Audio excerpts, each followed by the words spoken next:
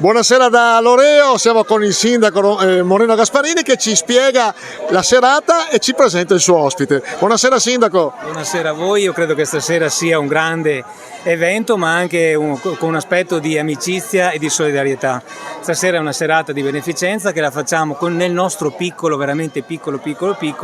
facciamo un piccolo gesto per il comune che è stato con gli eventi di un mese e mezzo fa che tutti sappiamo, che tutti sapete in Emilia Romagna, ma in particolare nel comune di Brisighella, che qui abbiamo con noi l'assessore Dario Laghi che rappresenta il comune con noi stasera, e cercheremo in questa serata, una serata in compagnia, in amicizia, cercheremo di raccogliere qualche soldino e mandare a casa il nostro assessore magari con qualcosina e come ripeto, come ho detto prima, con una piccola somma che può essere magari un segno di donazione, un segno di vicinanza, un segno di solidarietà, come tutto il popolo italiano spesso fa e noi nel nostro piccolo, nella comunità di Loreo facciamo. Complimenti sindaco, complimenti naturalmente alla sua comunità. Adesso chiediamo all'assessore, a 2 mesi dall'alluvione, com'è la situazione nel suo comune. Un po' fuori onda ci ha spiegato che ancora tanti sono i danni che dovete ancora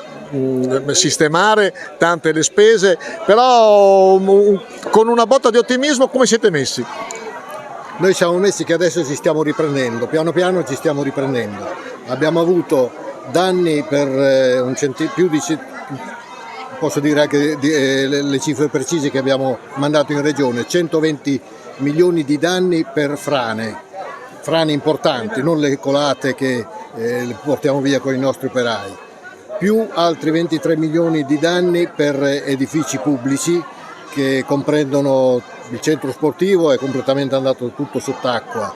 più 2 cimiteri e comprende anche la viabilità per quanto riguarda l'illuminazione pubblica che è andata sott'acqua e quindi c'è da mettere le mani. Stiamo facendo il possibile cercando di riaprire le strade il più presto possibile, perché noi come scuole, come asili non abbiamo stati toccati, ma purtroppo avremo difficoltà a portare i bambini a scuola, perché ci sono le strade disastrate e con i pulmini temo proprio che così non possiamo raggiungerli. Ecco, si dice sempre, mai i romagnoli sono forti, sono in gamba, però senza gli aiuti fondamentalmente dello Stato penso sarà difficile. A questo punto la domanda, è arrivato qualcosa da parte dello Stato, assessore? Per il momento ancora no, abbiamo fatto degli interventi a debito, solo gli interventi per aprire le strade, quelle che siamo riusciti ad aprirle, abbiamo speso 560.000 euro ed è a debito, li dobbiamo ancora pagare, però abbiamo speranza di